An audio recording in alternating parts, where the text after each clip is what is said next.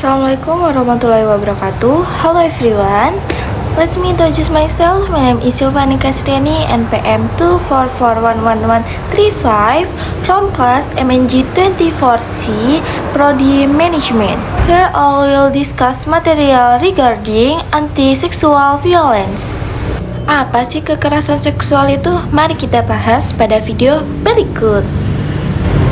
Jadi, kekerasan seksual adalah setiap perbuatan yang merendahkan, menghina, melecehkan, dan menyerang tubuh serta fungsi reproduksi seseorang yang terjadi karena ketimpangan relasi kuasa atau gender yang berakibatkan atau dapat berakibat penderita psikis dan fisik termasuk gangguan pada kesehatan reproduksi seseorang. Secara umum, kekerasan seksual mencakup tindakan-tindakan yang tidak diinginkan oleh korban.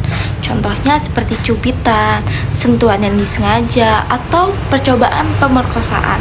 Itu termasuk adalah kekerasan seksual. Bahkan kata-kata atau hinaan yang tidak diinginkan itu juga termasuk ke dalam kekerasan seksual. Jangan beri celah bagi pelaku kekerasan seksual. Sekecil apapun itu sudah termasuk pelecehan seksual.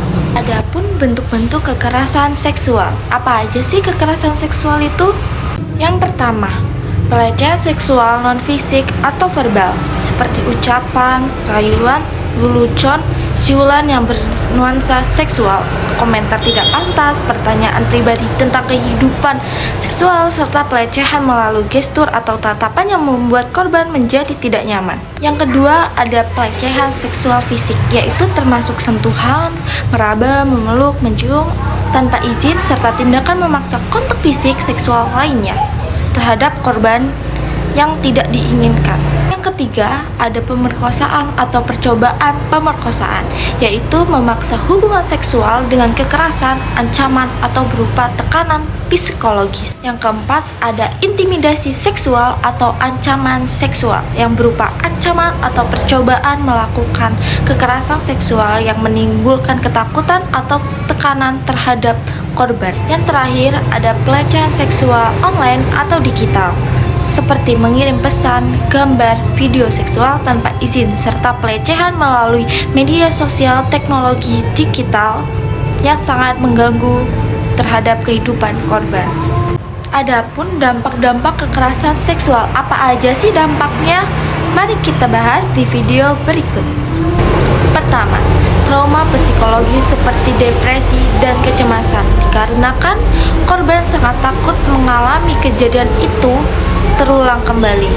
Yang kedua, ada luka fisik dan gangguan kesehatan reproduksi yang diakibatkan oleh kejadian tersebut. Yang ketiga, isolasi sosial dan kesulitan membangun hubungan karena masih dibayangkan oleh ketakutan yang dialami oleh korban akibat kejadian tersebut.